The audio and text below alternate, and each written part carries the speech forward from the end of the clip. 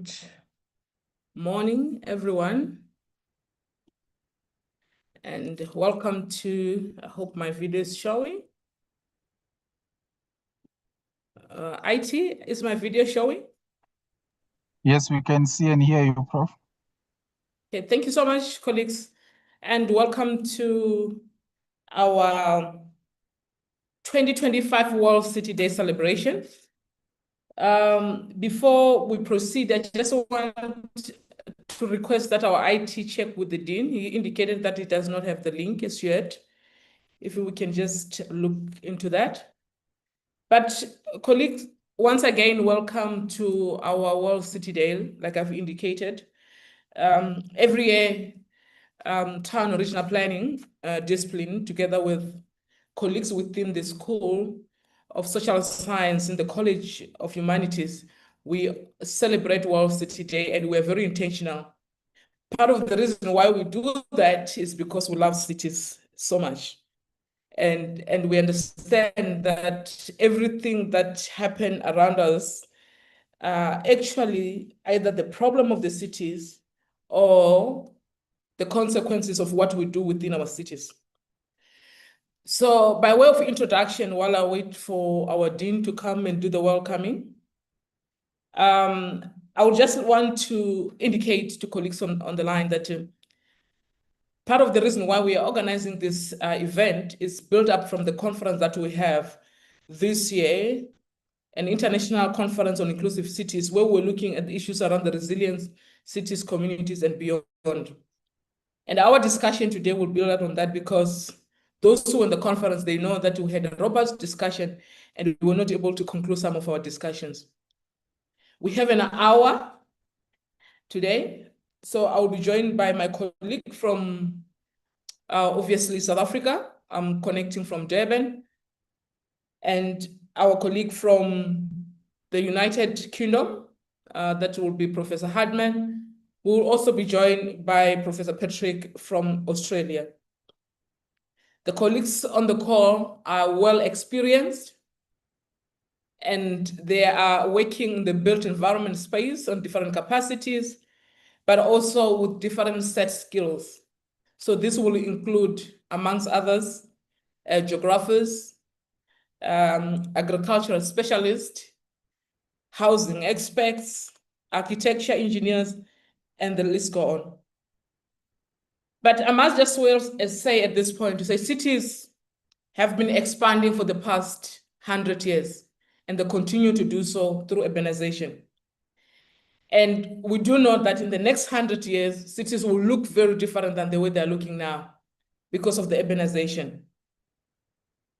Global warming, impact on the environment, pollution, disease, finance, energy problems are all problems of the city's expansion, because cities continue to expand. But that does not mean that the expansion of city automatically means that we will have problems. The question is, how do we manage our cities, and how do we plan our cities and cities expansion? And that background, I also want to indicate that cities are not going to stop growing. And the projection shows us that every single day we are having people moving from rural area to urban areas, sitting at about 200,000. And if you're interested in doing the math, you will agree with me, we're talking about 1.2 million of people actually moving from rural areas to urban areas every single week. And this will give you close to about 70 million people moving.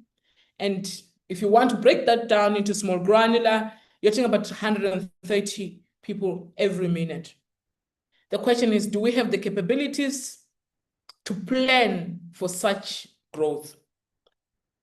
Today's seminar will be an open-ended question where we are able to ask and respond to questions also from the audience, but also I'll pose key questions to our panelists so that we can get the discussion going. I've indicated in the conference that we had scientific papers presented, but we were not able to engage with them. So colleagues on the call, all our audiences, you are invited to send your questions via online there. I think it's via chat, so that we're able to attend to that. But if you feel that you want to also make submission without actually typing the question, please do raise your hand. So this will be an interactive section. Colleagues, without any further ado, I would like to give the stage to our Dean, who is currently the head of school for social science. And I think I've seen him here. Over to you, Prof, if you're here online. I hope so. Hi, good morning, colleagues. Prof. Magademisha, thank you. Good morning, and firstly, thank you for the welcome, and my apologies for joining you slightly late. I was having some trouble finding the link to join this webinar this morning that I'm very much looking forward to engaging. Guest speakers, colleagues who will be speaking in this webinar this morning, a special thank you to you who will be guiding our discussion and engagement this morning. I'd like to extend a warm welcome to our guests who have joined us this morning for this webinar from far and wide, colleagues from other institutions, from the Professional Council, from industry. On behalf of the University of KwaZulu-Natal and the School of Social Sciences, I warmly welcome you to this event this morning, and also wish to express my appreciation for your engagement and being part of the community that we think with as the two disciplines of town and regional planning and the discipline of housing, who have collaborated under the leadership of the SACHI Chair for Inclusive Cities to make this event this morning possible. Colleagues, it's a very small role that I play here this morning to thank you. I'd like to name the speakers this morning, Professor Kobina, Professor Chipingu, Professor Logia, Professor Harding, and Professor Magademisha. Thank you. We look forward to your engagement. Colleagues, I'm excited for this event because it marks midpoint for us as a school in an initiative known as the Summer Seminar Series within the School of Social Sciences, where colleagues from across the different disciplines offer such events as we will have enjoying this morning, where we support each other, deliberate, think in cross-disciplinary and interdisciplinary ways around matters within the social sciences that affect our society at large, but also are areas of interest for our students and researchers within our school. Now, the topic today, of course, is one that interests many of us, and I look forward to the astute elaborations of our colleagues. Prof. Magademisha and the colleagues from town and regional planning, as well as the colleagues from housing, thank you for organizing and convening the seminar this morning. I look forward to your engagement and leadership. And again, to our guests, welcome. Thank you, Prof. Thank you so much, Prof. Sattler. You said we must have seminars and we must showcase our work. And here we are. Thank you so much for the support. We are really grateful, and under your leadership, I think we will go very far. Thank you so much for also joining us today. Colleagues, I want to ask that you give me sign of life. I need to be sure that I'm talking to people, right? So can you just give me some sign of life? I'm sitting with about almost 100 people. Can I get this sign of life? Colleagues online, just give me some sign there, sign of life, some sign of life, so that I know you are here and you are listening. Thank you so much. Thank you so much. You can also just greet me there on the chat. I just need to be sure that we are really live and people are online. Thank you so much, colleagues. Today's control words, I like calling them control because these are the words that we'll be playing around with this morning. Also, do tell us where you are connecting from. Just tell us where you're connecting from. We are also here to make network, you know. We are here to find collaborators and work with colleagues. So feel free to tell us where you're connecting from. Colleagues, we are at the point where we need to start with our engagement. And the 3 words that we'll be playing around with today will obviously focus on the importance of resilience. So you will hear a lot of resilient cities, you will hear a lot around smart cities, you hear a lot around co-production of space and participations. So you will hear a lot of those issues today, because those are the issues that we would like to focus on today. And so we are being very intentional about that. So the first thing I want to do, we've already introduced, and my Dean already introduced to us our speakers. We have speakers, just for those who just joined today, from South Africa, Australia, and obviously from the UK. So the first thing that I want to ask, I want to start in Africa, and I will call on board Professor Lokia, and just to ask you, Prof, to say, what will be the role of communities in as far as resilient cities is concerned? What will be the role of communities in as far as resilient cities is concerned? Very often we're told that we need to make sure that we plan with the communities. And this is where most literatures, even some of the work that we are doing, which we shared in the previous, also on the conference, does indicate that the issue around having community involvement and as it relates to resilient cities has been found wanting. Over to you, Prof. Thank you very much, Chair, and greetings, everyone. It's such a pleasure to be here with you. Well, what is the role of communities? I think the communities should be at the center of everything. And on a day like today, the World City Day, I think we should all reflect on the importance of giving communities a voice, first of all, and working together with communities to understand deeply what are the real needs of those communities. And I believe that when we talk about innovation, for example, and innovative solutions, and we try to,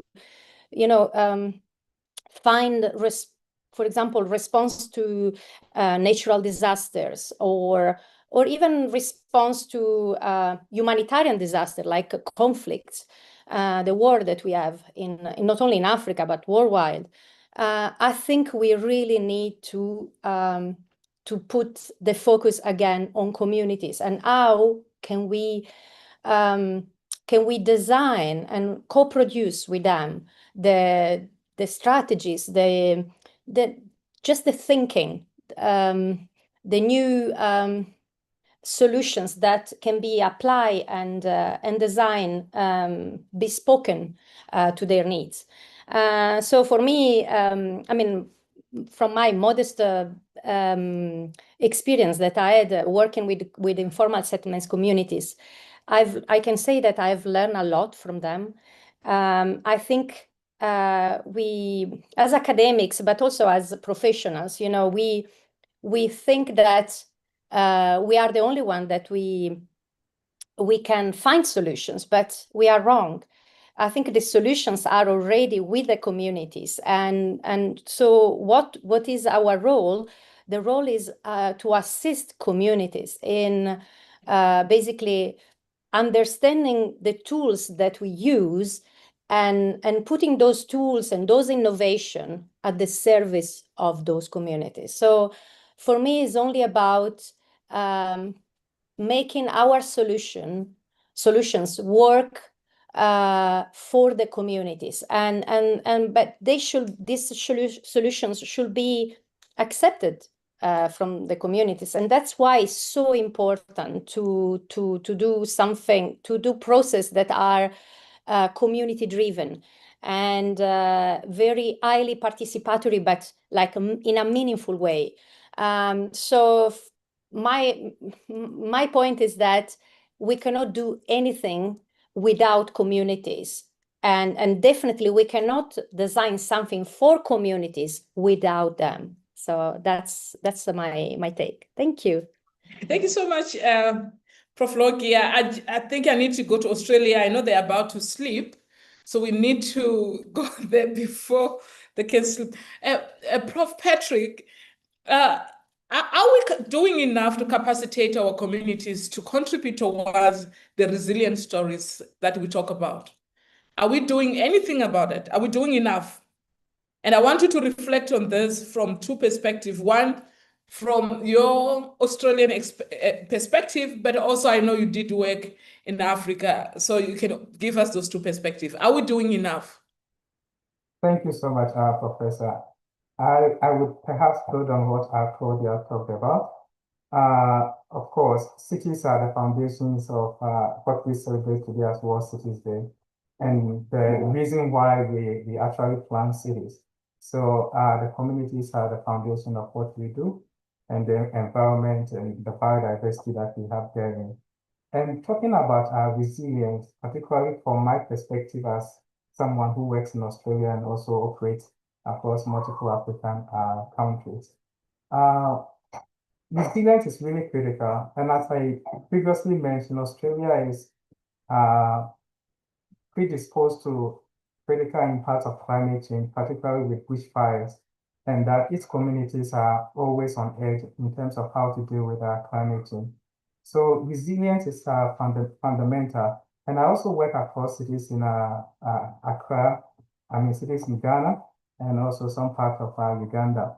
I mean, one thing that we have come to realize through the process of building community resilience is that unlike those in developed countries like Australia, where there is some kind of community awareness of what is happening and community commitment towards the resolution of the problem in terms of building their resilience and also contributing to mitigation intervention.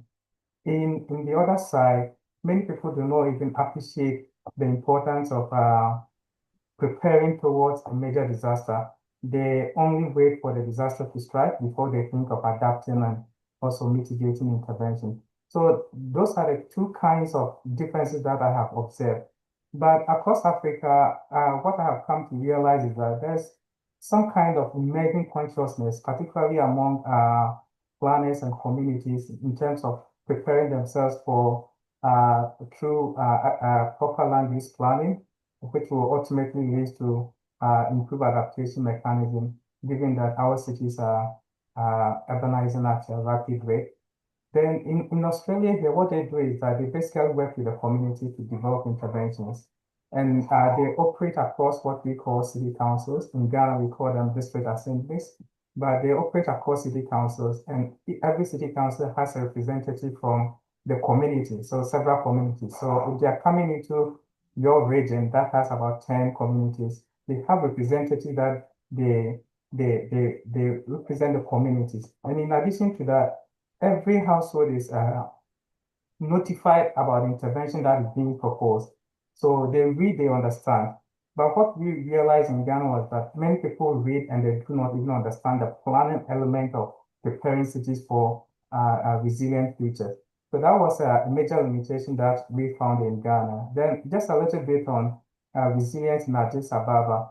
As part of their intervention to basically reduce emissions and cut down greenhouse gas, they introduced light rails as part of their effort towards improving public transport and also addressing issues of climate change. Unfortunately, these trains were supplied by the Chinese with the expertise to do that. But after they introduced that, they did not even equip the local people, and I mean the Ethiopians, with the skills to be able to service it. So anytime the train breaks down, they do not have the capacity to service it. So in as much as we talk about building resilience and the urgency for us to consider smart innovation, smart technologies or smart approaches to building resilience, we should also be mindful that we build the capacity of the local people to be able to drive their own change. And as Claudia mentioned, the community is the center of what we do. So any intervention that we propose as professionals or as planners or as academics, we should always recognize that the communities are the owners of it. And we did just before I end, we did a short research in one of the informal settlements in Ghana, which is called Sodom and Gomorrah, but we popularly refer to it as Old Padama. And the people there told us that if we consider ourselves as planners, they are also planners in their own right. So we shouldn't go into the communities with intervention, is rather work with them to appreciate how the intervention will work and why they should support. So in the nutshell, I will indicate that resilience is critical for cities, not only in Australia, but particularly in Africa, where we have low adaptive capacity in terms of dealing with climate change. But if any intervention is going to be proposed, we still have local capacity to be able to drive the change and move it forward. Thank you. Thank you so much, Professor. Let's hear from Prof. Chipungu. And I want to pick up on the point that you have indicated that we have low adaptive capacity in Africa mostly. And I just want to find out, because it's very often in the built environment space, in the town planning space that I work on, we are very big on green belts and making sure that in our design, we have to have issues around green infrastructure, which is not happening often. But Prof. Chipungu, can you just tell us, what is the significance of Greenbelt as it relates to resilient cities? Can it help us in any way? A very good morning, everyone. Thank you, Chair, for inviting me to this particular platform.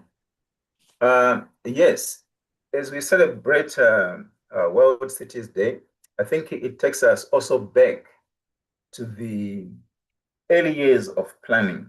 When we talk about green belts, one have to reflect on early planning strategies, which were meant to build cities that would define also future development. So when Howard Ebenezer, in his book, Garden Cities of Tomorrow, came up with the idea of a garden city, the aim was to make sure that we were able to build cities which were responsive to the requirements of people. Now, what do I mean by that? So you realize that the Green Belt is a very important strategic tool which most planners use. Traditionally, you find that it was meant to guard against urban sprawl, so that at least we are able to define the boundaries of cities, but also it was meant to make sure that it would promote the regeneration of urban brownfields. So if you put a boundary to the growth of the city, then you're forced to look inward, meaning that you have to look into land which is available within the city, such as your brownfields.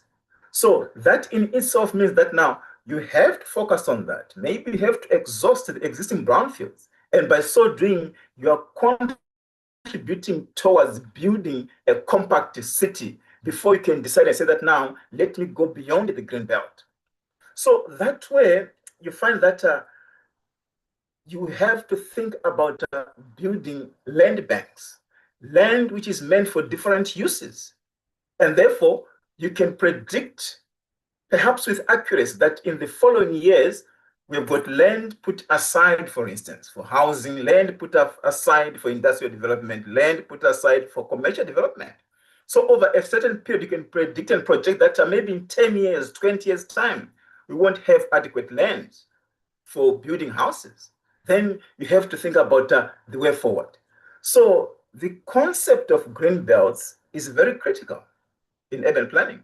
And you find that if you try to tie it in with issues of environmental planning, issues of climate resilience and the like, you realize that now your green belts sort of function a very critical role. For instance, you can use them to guard against flooding because they are the sponges of your city. They absorb all the water around the city, right? So instead of having all that water flowing through the city because of all these hard surfaces now, you have a belt around you, which allows you now to absorb that water. But more so to it, you find that your green belt allows you to purify the air in the city because there's a lot of pollution in the city. So the green belts around the city, they allow to purify the air, which will be, the dirty air which will be coming from the city. And if you want to go beyond that, that green belt defined the edge of the city, and therefore, in future, it means that it also limits the urban footpath. I mean, the urban footprint. Basically meaning that now the urban heat island is reduced. So that way you're able to plan for the future. If for any reason you feel that the city is becoming overwhelmed, we're running out of land, then that's when you think about creating new towns, which will help you to further now offload any extra population you have in the city. And that way you find that you are able to project or to develop the city in such a way that it is planned to accommodate whatever new dynamics are happening. Thank you, Chair. Thank you so much, Professor. But I will come back to you because I really want you to reflect on this one. Can we bank land we don't have? Because we do know that, especially in South Africa, we do not have land. And now we are told we must bank land. Can we bank what we don't have? How do you save what you don't have? And I think that's the biggest problem that we have. But before you can respond to that, I'll come back to you at a later stage. I want to go to the UK and have Professor Hardman talk to us about the significance of agriculture and resilience. What's going on there? Do we need to be doing agricultural activities? Are we doing it the right way? Is that not affecting our climate change, our environment? How best to proceed with that? Over to you, Professor Hardman. Thank you so much, Chair, and thank you everyone for having me today on this. So much to unpack. Oh wow, there's so much to go into as well. And Professor Chipungi there making some powerful points. Before I look at agriculture, that's something that we're dealing with quite a lot in Europe and the UK at the moment, and a very sensitive topic, the redrawing of the green belt to accommodate for large-scale housing development on a scale we've never seen before. And so that is dominating a lot of our discussions, a lot of our headlines, planning practice, trying to deal with that, and new town developments, which is a whole avenue to explore, and the whole implications of redrawing that green belt, flooding, and indeed with agricultural activity as well, which is a hot topic here.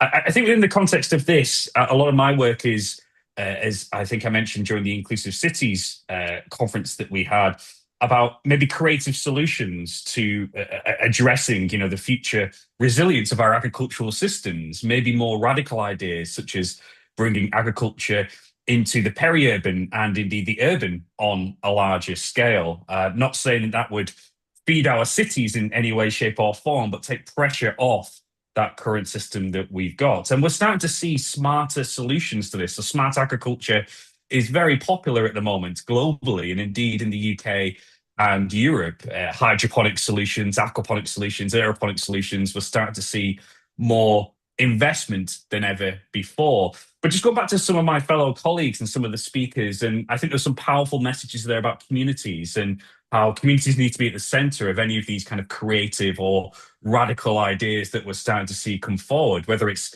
in the agricultural context or on the broader context. And there's a lot of concerns and fears, particularly with some of the smart agricultural systems that we're starting to see coming in, that detachment from communities. Is that really what all of our communities want, that co-production perhaps lacking in some cases? And the communities being at the center of these initiatives as well. And I think there's a lot of reliance at the moment placed on things like smart agriculture as this magic solution to creating particularly more resilient cities. The idea that we can start vertical farming and growing at scale using high-tech solutions. And many of you will be aware, many experts I can see in the chat, a lot of these initiatives have failed quite spectacularly. The business models are not resilient, are not sustainable in many cases. And I think there's a lot more reflection that's needed here to look at, these ideas, these more creative solutions moving forward. Are these what communities want? But equally, are they sustainable and resilient in their own right? The high energy costs, the implications on other resources and whatnot as well. So I think there's a whole debate there. And just to try to link that to the smart cities agenda there as well, where the two kind of intertwine. I think every day in the UK and Europe, I'm starting to see more smart agricultural solutions popping up, how we can connect some of these sites to the wider EV agenda and the mainstreaming of that as well on a larger scale. And particularly that contestation, going back to what Professor Chipungi was on about, the green belt, the peri-urban, agricultural land being taken up for housing development, and concerns here around the cumulative impact of that on a wider scale. If we're redrawing the green belt, our prime agricultural land in some cases as well, what's that going to have for our communities, our cities moving forwards? So I think that's a huge debate and a whole conference in its own right. But to me, I think that smart agricultural agenda is something we need to keep an eye on. As academics, policymakers, planners in this field, it's something we need to influence, and we need to make sure that communities are at the centre of this debate moving forwards as well. I'll pause there, Chair, and I'm sure other colleagues might come in and add more to that as well. Thank you so much, Professor.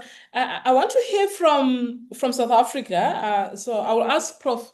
Logia to come on camera. And I want to ask, I know she's also an engineer, are we designing cities which are responding to resilience that we always talk about? So what's going on now from the design perspective? Are we equipped enough? Are the people equipped enough? But also, officials, those who are tasked with the mandate of putting our land uses, what's your observation as you walk around? And especially, I want you to reflect from South African perspective. In other words, in a simple term, I'm asking, are our cities resilient? We're talking about smart cities, and I also want you to reflect on that, to say, are smart cities that we are talking about in South Africa resilient? And how do we make them resilient if they're not? Thank you very much, Chair. This is a fantastic question. I don't have exactly an answer, but I will try to address it. First of all, I think we should rethink what smart means. For me, smart is not necessarily a highly sophisticated strategy. For sure, we need to use innovation, absolutely. And we have a set of, like a very large set of tools, innovative tools that really help in the planning and also in the design of buildings. And of course, there is a lot of research on, for example, alternative building materials that can really help in making our buildings and also our cities more resilient. However, I think from my perspective, and I think this is also very interesting, because if you look at the resilient city strategy of Durban that was proposed for the 100 resilient cities in 2017, actually they realized that the focus, again, is on the communities, should be on the communities and not necessarily on the buildings. Because the built environment and the value of the built environment, of course, is strictly related to the communities. So all the solution and the smartness should actually come from the communities. And so my point is that sometimes we tend to think that smart is only something that is highly sophisticated, and instead, sometimes the smart solution is really something that can be considered like a frugal innovation. So something that is part of the indigenous knowledge. So the knowledge that is owned by people. They know what is needed. They have a sense of the on how to boost their resilience, and I think our innovative solutions should build on that. So I think well, in eThekwini we are quite a progressive, I can say, municipality, and there's been a lot of work on big data and making our our city more like a smart city. So there is a lot in terms of infrastructure management, for example, that has been done from the eThekwini side. And in terms of design of the buildings, we definitely recorded a fantastic improvement in terms of efficiency and also resilience itself, building resilience. But again, I think we still need to put a lot of efforts in the strategic implementation of this innovation. And that's the point. So we are collecting a lot of data that are absolutely valuable but for me, the crucial moment is how to interpret the data, and that to do that, we really need to put in place and implement participatory methods. So we cannot possibly, as professionals and also as academics, all the stakeholders, we cannot interpret those data without the assistance of our communities. And again, I mean, like my colleagues have said today, I mean, this is a common effort. The solution cannot come only from one of the stakeholders. We all need to work together and produce this smart, but not too smart, you know. So in the sense that we really want something that can work in the everyday life, and we don't want to get lost in the sophistication of the solutions. Thank you. Oh, thank you so much, Professor. You know, I want to pick up on your last point, and then I have to obviously take my flight to Australia and ask them, how smart are we supposed to be? Apparently, we're supposed to be smart, but not very smart. And when do we stop and say, oh, now we are smart enough, and then every problem will be solved and this will be done? At what point do we stop being smart? How much is too smart, if you also believe that? But also linked to that, I'm also more interested in understanding how have you been witnessing around your space smartness that we talk about? And are you beginning to see, as a scholar in your line of work, are you now beginning to see us bringing on board these two frameworks, smart cities and resilience? Where do we draw the line? Where do we bring these concepts together? Thank you so much. And this is for Prof. Patrick. Yes, thank you. Yeah, thank you. I would start by saying that a city or a community cannot achieve smart growth without, or cannot achieve resilient development without first promoting inclusiveness. And that is a major issue that we observe in some African cities, in the sense that even interventions that are thwarted as smart intervention, particularly in the form of what they describe as new cities, that we have some in the Gauteng region in South Africa, we have some in Accra, in Nairobi in Kenya, and even in Lagos in Nigeria. Those are interventions that were introduced as an approach to correct the informal development that we see in our cities. But recent research shows that it is actually compounding inequality and also creating segregation within our cities. So what is smart if the smartness of the city will not benefit ordinary people who reside in the city?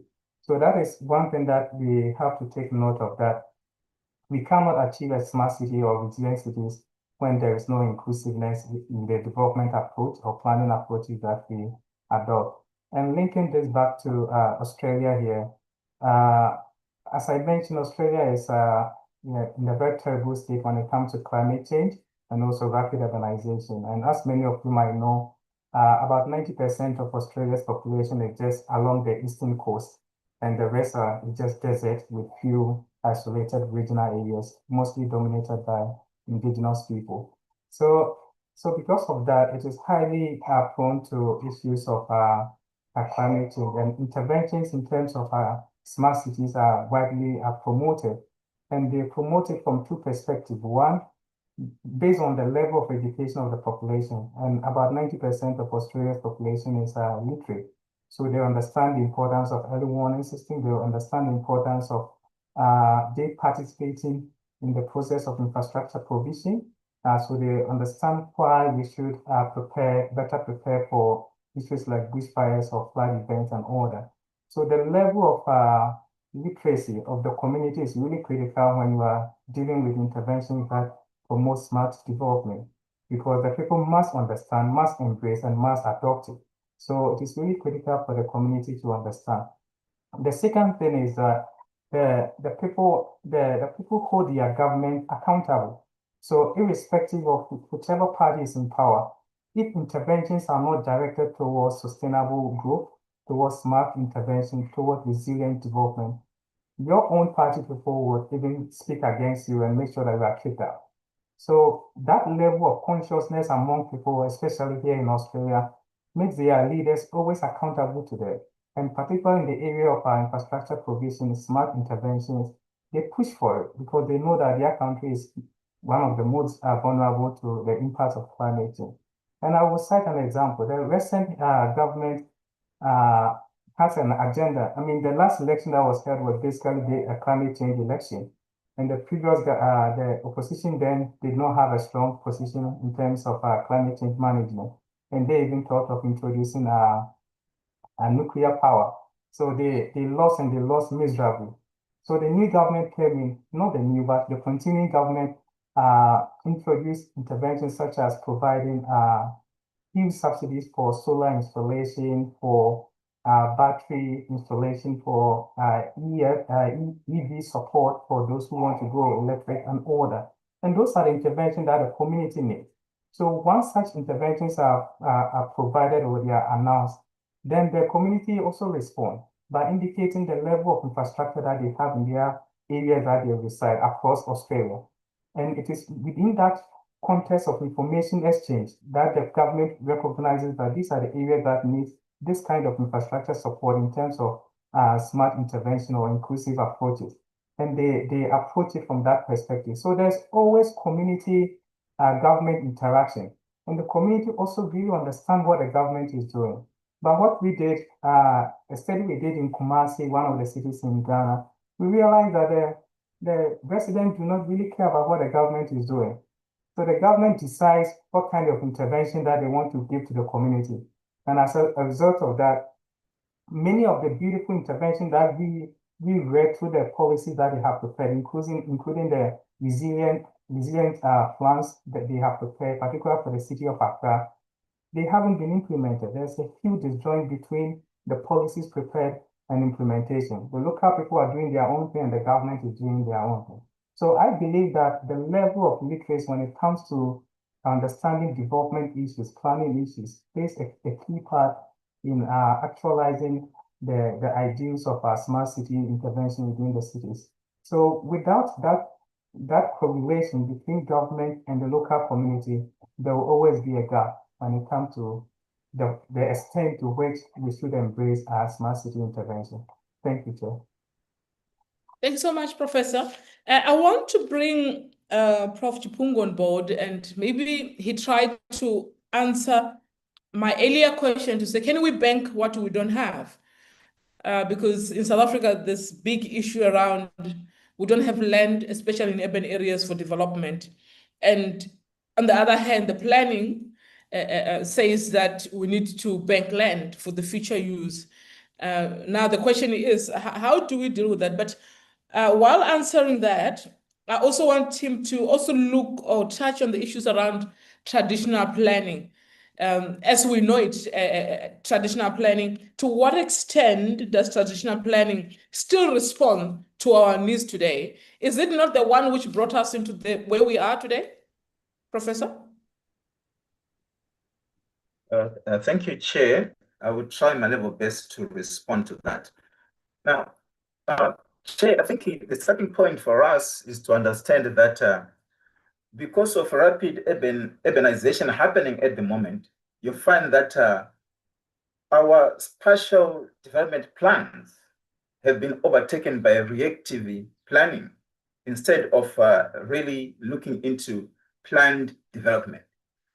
Development has become organic, right? That's why we see in developing countries, cities which are becoming more organic in terms of housing development and the like.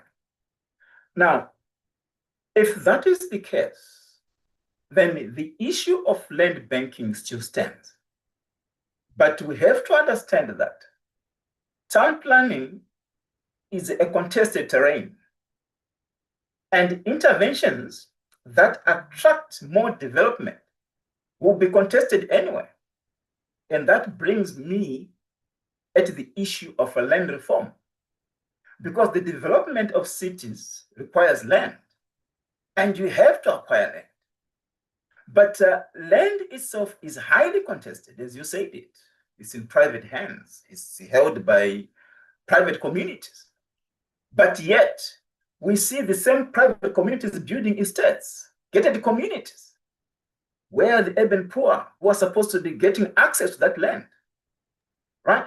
So unless we get political will to engage in land reform in order to access that land, then we'll always have these perennial problems. So for me, it's a balance between what is available and what can be obtained in the interest of the public, as opposed to the interest of individuals. Because as estates continue developing, continue growing, the ordinary poor person doesn't have access to those pieces of land. Yet we are saying that land is in private hands. How can we unlock that particular potential to allow for land reforms, maybe compulsory acquisition with fair compensation, to make sure that development is in the public interest as opposed to benefiting only a few? That's how I see it, Chair. Right? Thank you so much, Professor. All right, thank you.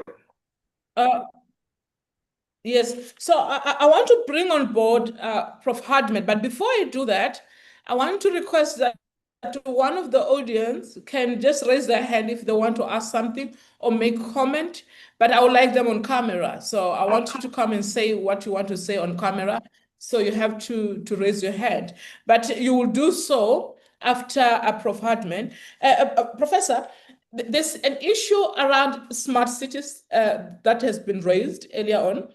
And this has to do with what is smart cities, what is smart, and whether the smart cities that we're talking about are responding to the people's needs.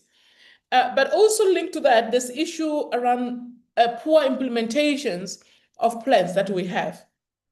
Now, I just wanted your comment around issues around projects and implementation, like why are we not able to generically, why are we not able to implement some of the projects that we put in place? And this idea of smartness, what does it mean for you? What does it mean in the UK context? It's some really good points there as well. And, just to go on the smart city agenda, we are across Europe and the UK, being mainstreamed on a scale that I think we've never seen before. And I know a lot of my colleagues in the chat I can see do quite a lot more work around this agenda. I take my students to Prague, for example, every year, and we meet with the local authority there around the Smart Prague plan. And that's just one example of where, not just here in the UK, but across Europe, this concept, this idea, this approach is being embedded at quite a scale in local authority plans and so on and so forth. And I think there's different takes on this between even cities and at a national and across Europe as well about what is smart on a very basic level. That smart agenda, everything from smart mobility, smart agriculture, smart housing, smart energy, to, I guess, more focused approaches around those city or more context-specific needs, I suppose. In Prague, it's quite interesting because it's a UNESCO World Heritage Site as well. So they're dealing with a historic cityscape. How do you mainstream these smart principles into that very complex urban environment? It's a beautiful landscape, And many of you know, UNESCO World Heritage status is very difficult to get and very difficult to retain. So, smart mobility, EVs, chargers, how do you do that within a very complex urban environment? And that's where these variations, I feel, come from. I think, if I may, and not to go down this in too much, I think there's particular concerns around the increased privatization of a lot of our public spaces here in the UK. Who owns these spaces? And indeed, the smart agenda. There's a lot of discussions around the technology that's been embedded, facial recognition and whatnot, and where that data is going to and who that data is for as well. And these are things I think we need to unpack and really be aware of more often. There's a lot of discussion happening in the media at the moment. And Chair, if I may, just before I be quiet, I think there's some really great points made by my colleagues at the University of Bradford, I can see in the chat box as well, around, I guess, implementation of some larger scale projects, whether it's smart or some of the ideas that Professor Chipungu was talking about as well. I think it comes down in many cases to finance and also the nature of the way our planning system works in many cases as well, about trying to maybe some of these more radical ideas, enabling them, lots and lots of issues and restrictions. And just to go full circle back to when I was mentioning around smart agriculture, one area there, I think that comes from, a lot of the financial costs, the capital costs up front needed for some of these is incredible. A lot of historic building use or retrofit of other buildings, encountering planning issues there as well. But there is hope. And I think there's some great projects in the UK and across Europe and indeed globally that are overcoming some of these obstacles to implement some of these plans. One of my favorites that I take my students to is Farm Urban, which is doing the smart agricultural idea right in the heart of our cities. But I feel doing it in the right way, connecting with communities, making sure that co-creation is at the heart of what they're doing. And it's been so successful that they're scaling up their operations here in the UK. So there are some good models, some good practice out there that I think that we can reflect on and look at replicating if possible. So a few reflections there from me around the smart agenda more broadly, about how we might implement some of these plans as well. And I could go on for a few more hours, but I won't. So I'll hand over to my colleagues who might want to come in on some of those points as well. Thank you so much, Professor. We have a hand from Dr. Samuel. And if Dr. Samuel, you can come on camera and unmute yourself and either give a question or reflections, please. I'll ask. Yeah, thank you very much, Chair. Yes. Thank you very much, Chair, for giving me this opportunity to. I'm going to actually ask questions, right? And my questions are quite much, but I'll try as much as possible not to waste your time. In the face of the daunting poverty and homelessness in Africa, should we actually be discussing smart city and resilience? Do African cities have business talking about resilience and smartness when we have so much poverty and homelessness? That is the first question. Prof. Chipungu talks about maybe compulsory acquisition of some of the land in order to have coordinated development and all that. Then I want to ask, how do you compensate me for the grave side of my forefathers when you compulsorily acquire my community? How do you compensate me adequate enough for where I buried my grandfather? What compensation is good enough for me? What compensation is good enough for the shrine where my forefathers worship? I need a bit of reflection on that. Then, don't you think that at this point, Africa needs to move away from the idea of Western style of planning, where we keep talking about these flowery ideas of sustainability and things like that? Why can't we look at indigenous knowledge, indigenous approaches to solving our local problems, instead of having all these imported ideas that have not helped us over the years since most of us got independence? These are the issues that I think I would want some clarification about. Thank you very much for the opportunity to speak.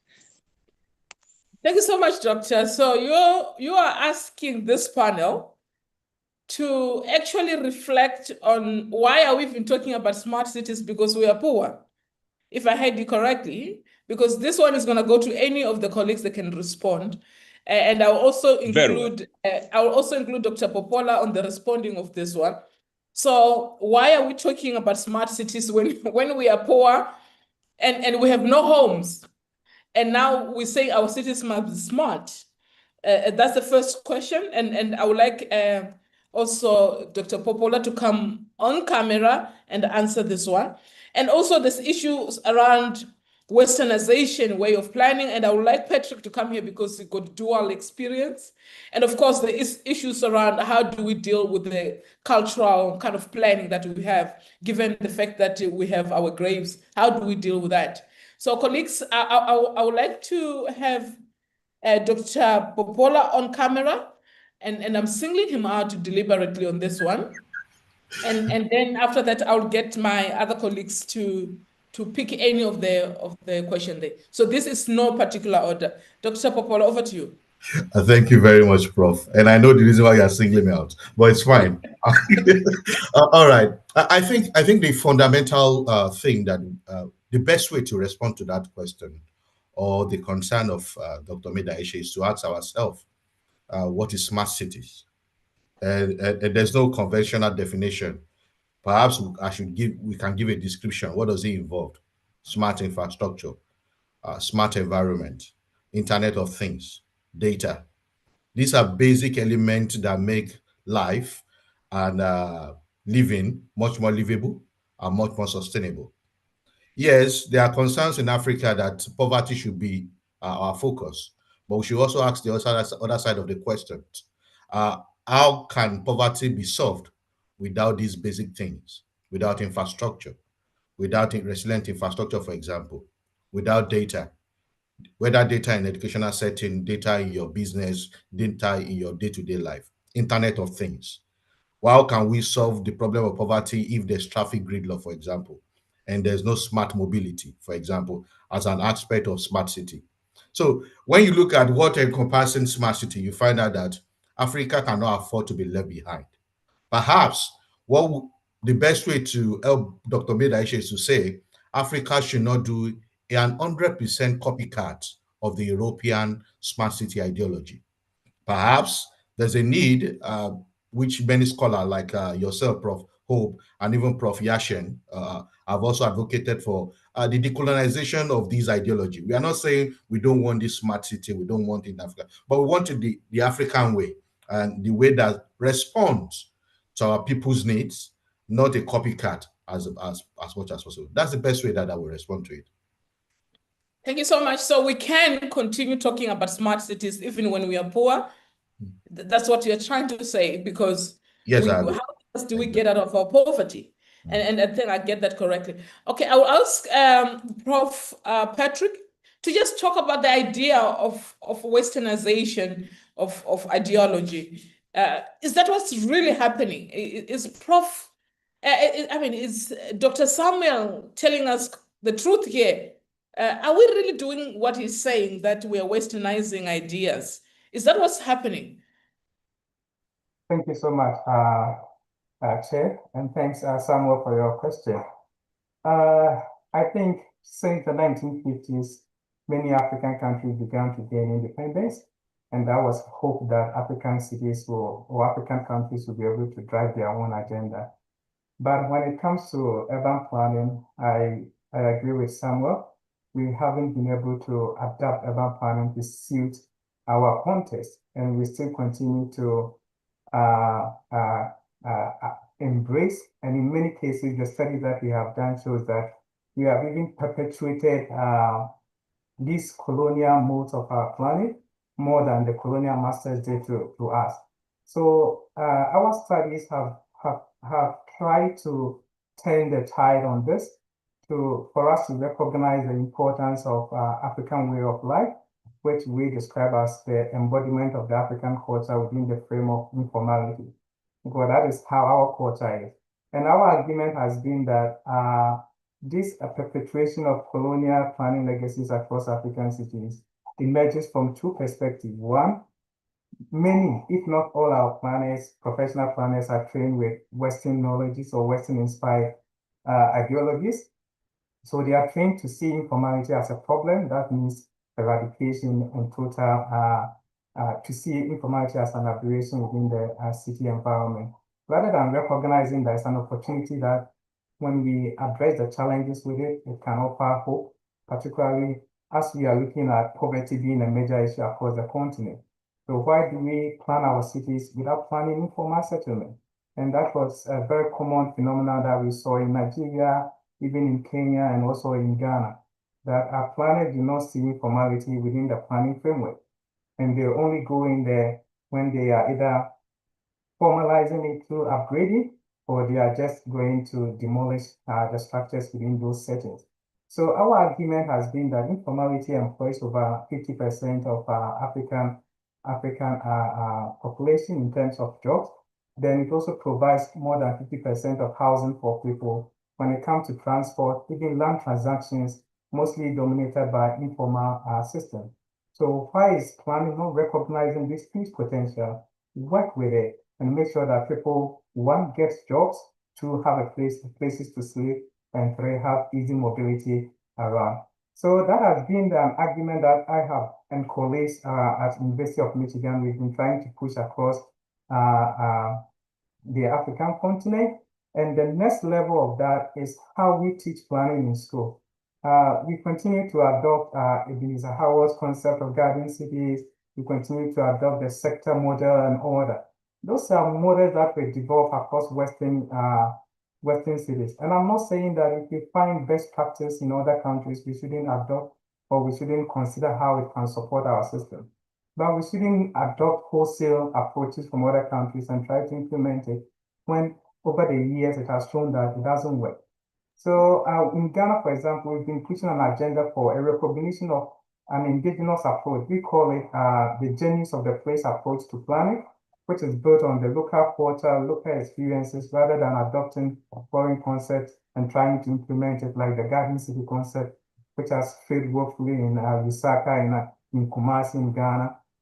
It is not working. So that is a major issue that we as urban planning and design educators, we should look at it critically. How do we encourage our students to reflect on the local situation and incorporate them into their planning and design our works? And again, it is also important for us to see the potential that informality offers, whether across economic, housing, or even the transport sector, and how we can harness the potential and address the challenges that it has. Of course, I'm not romanticizing informality here. We all acknowledge that it has huge challenges, and our approach has been that we shouldn't see it as a problem.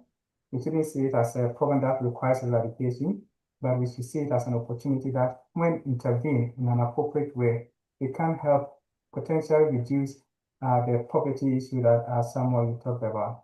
Thank you. Thank you so much, Professor.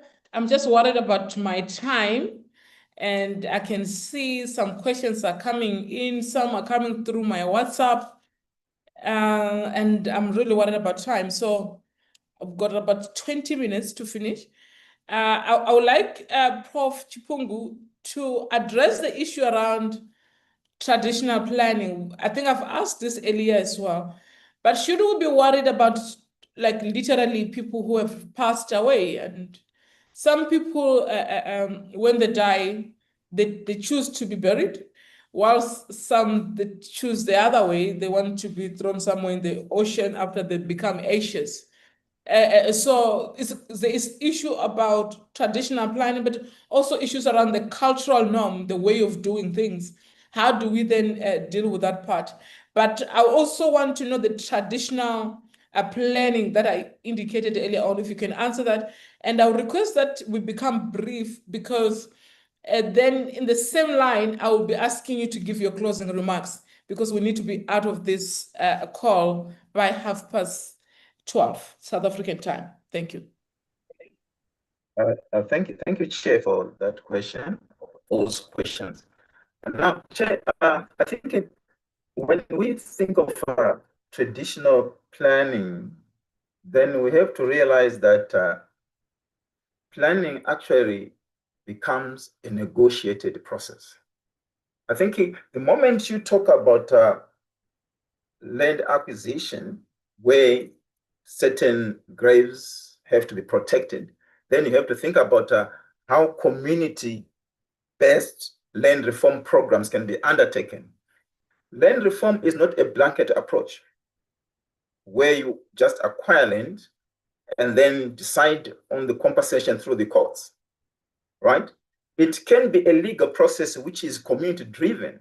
And when the community drive the whole process, then you realize that it becomes a negotiated process where land can also be adjusted to accommodate those who need to protect their ancestors, but also to accommodate those who need access to that land. And when that particular aspect is reached, you find that now there is maturity in the whole process. But always land reform brings shivers to people because it talks about acquiring land, and at the end of the day, some people have to deal with these issues in court. Now, having said that, we can't run away from the fact that the traditional approach to planning, where we always think about our master plan, development control mechanisms, development lines, ring roads, and the like, we have to understand that these are critical issues because the challenges which we face in current cities, some of them arises out of our failure to control development, right? There are many instances where we find that we have become more reactive to development. We wait for the floods to strike and then we intervene, right? When we could actually engage in development control earlier than when the disaster strikes. So we have to think about how we are dealing with development nowadays, because it seems we have lost the plot in the sense that we have become more reactive and we have been overtaken by organic developments. So to me, that is a challenge which we need to address. Unless we do that, we'll always have a problem. Thank you, Chair. Thank you so much, Professor. I think I've noted that we have another hand from Professor Mbangizi, if I'm not mistaken.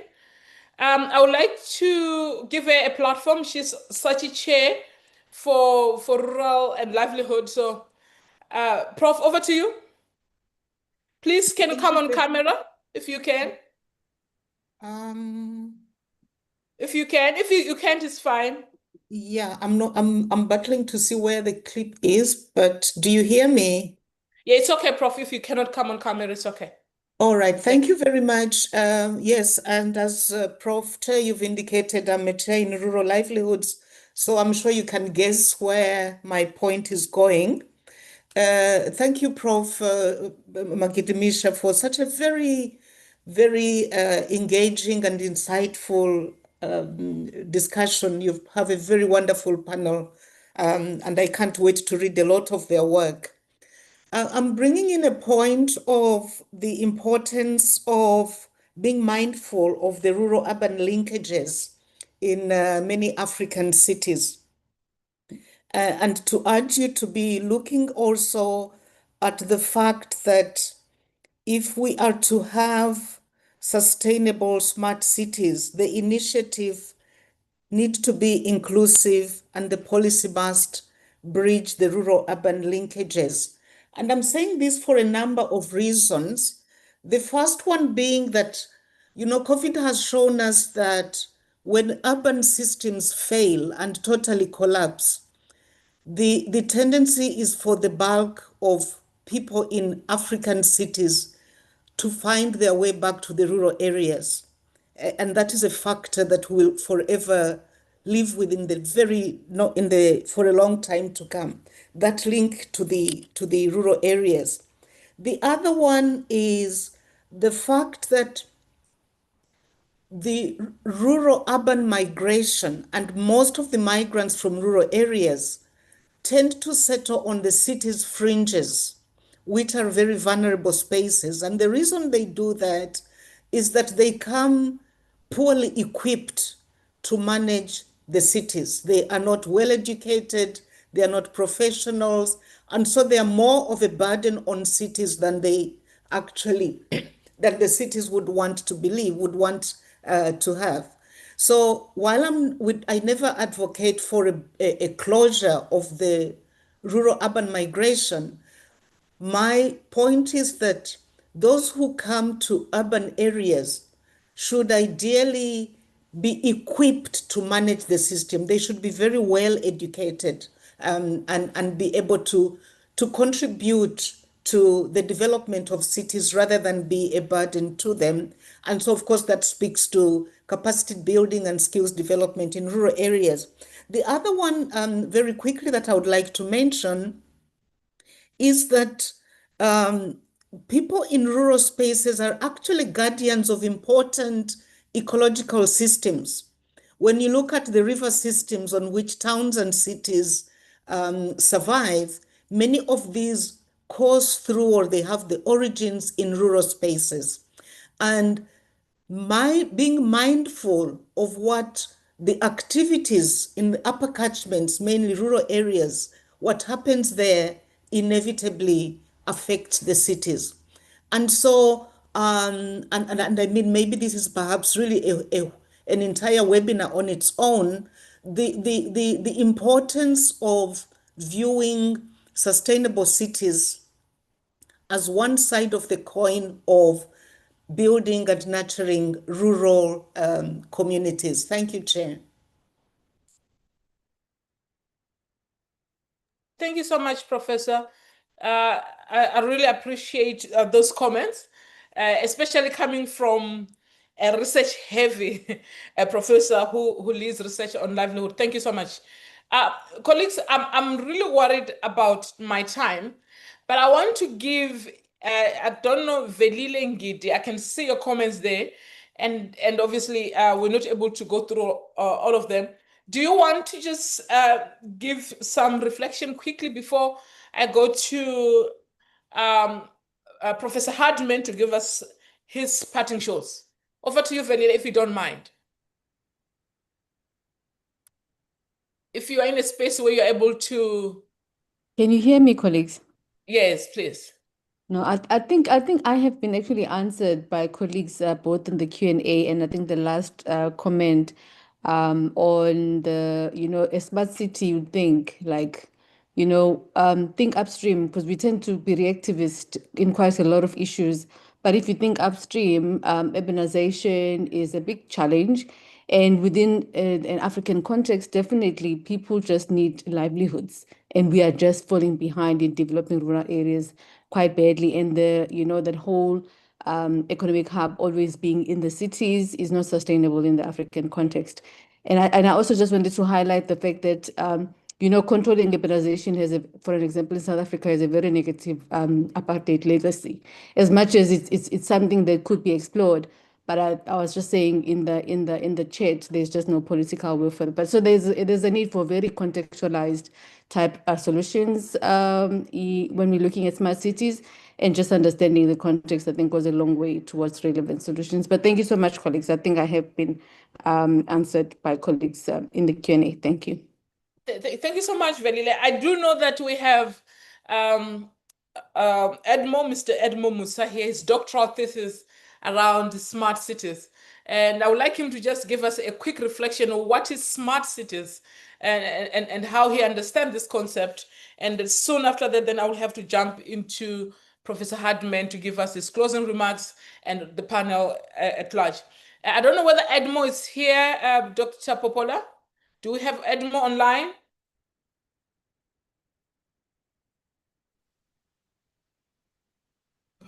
Yes, I'm here, Prof. Okay. Yes, yeah. So sorry, if you can just share with the colleagues online, how do you understand the concept of smart cities, and maybe some key issues that you want to raise on these issues? Because I know you're writing some on the very same issue. Thank you, Prof.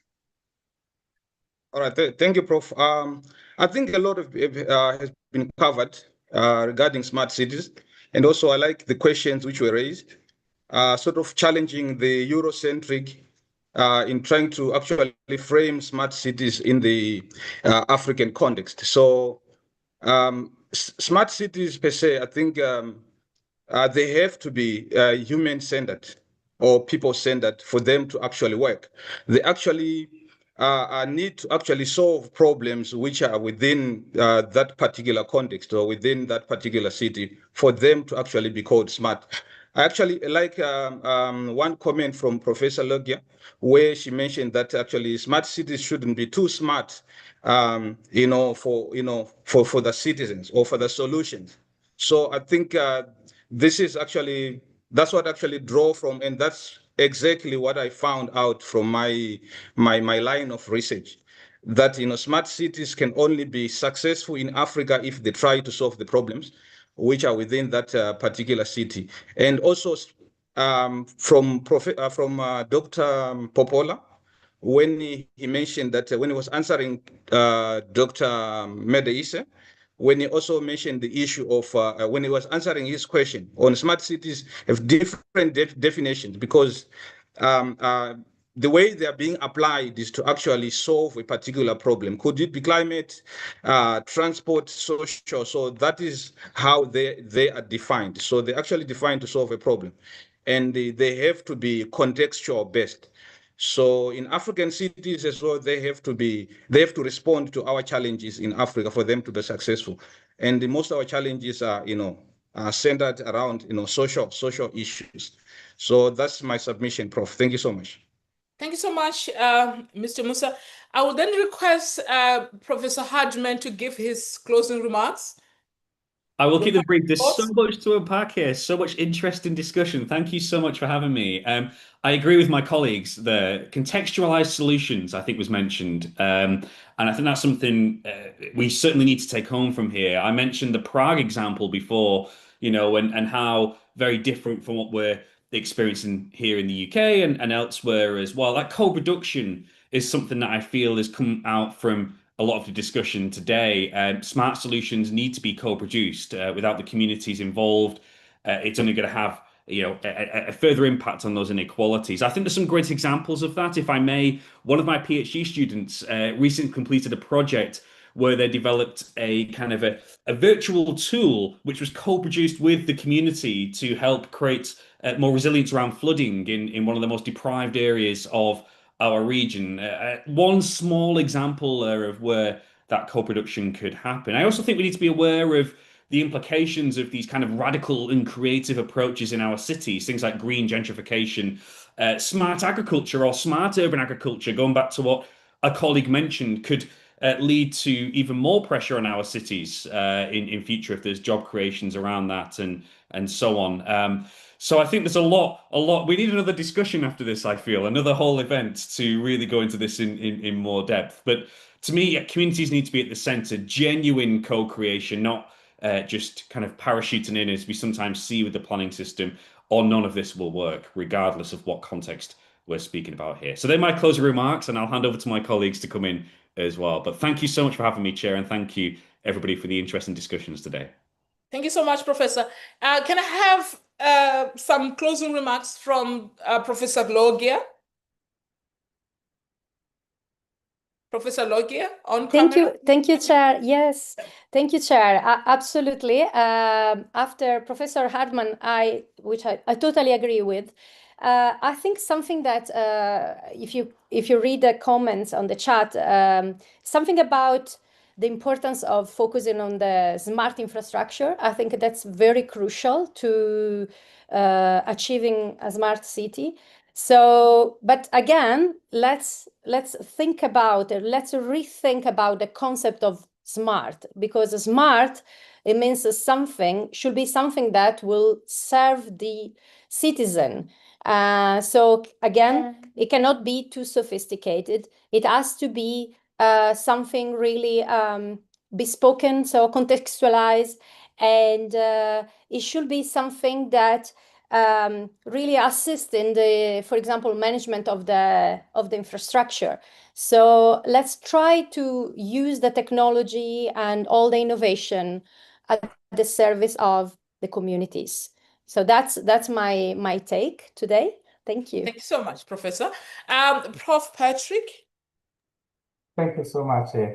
Yeah, thanks a lot for the opportunity to engage in this. I just want to reiterate what Professor Hardman said, that we may perhaps need another webinar to address all these questions. So thanks a lot for organizing this. My final remarks, it is really important for us to note that we cannot achieve resilient cities where there is no inclusivity. So we're talking about smart cities. We cannot push the agenda of smart cities across African cities when majority of our population or many of our population do not even understand or appreciate how smart their cities should be.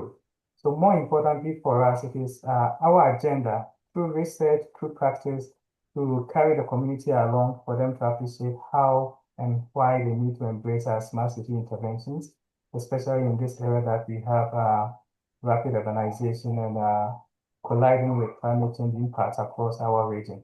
So, yeah, it is really important for us to know that climate resilience cannot occur when there is a lack of inclusivity. Thank you. Thank you so much, Professor, and thank you so much, everyone who have attended this webinar today. It was an awesome day, and once again, happy World City Day 2025. We'll see you again 2026 World City Day, same place, maybe same time. Not too sure about that. But before we can all part ways, I just want to thank everyone who was involved here. We have a team working behind the scene. You're not gonna see them. This is our colleagues from the college. I don't know whether they want to say hi, just show their face, but thank you so much, Rashina, with the team for putting this together, the IT team for putting this together. We really are grateful. I mean, we have had a very good webinar without any glitches, and we are connected, we are live, we're online, and this is very amazing. The idea today was just to share ideas with colleagues and obviously to build up on what we have already started with the previous conference. Some of the discussions here, you will read them on our upcoming book that we're working on. And we just thought perhaps we need to also indicate that, but thank you so much. This wouldn't be complete without you guys. You are amazing. Next time, bye.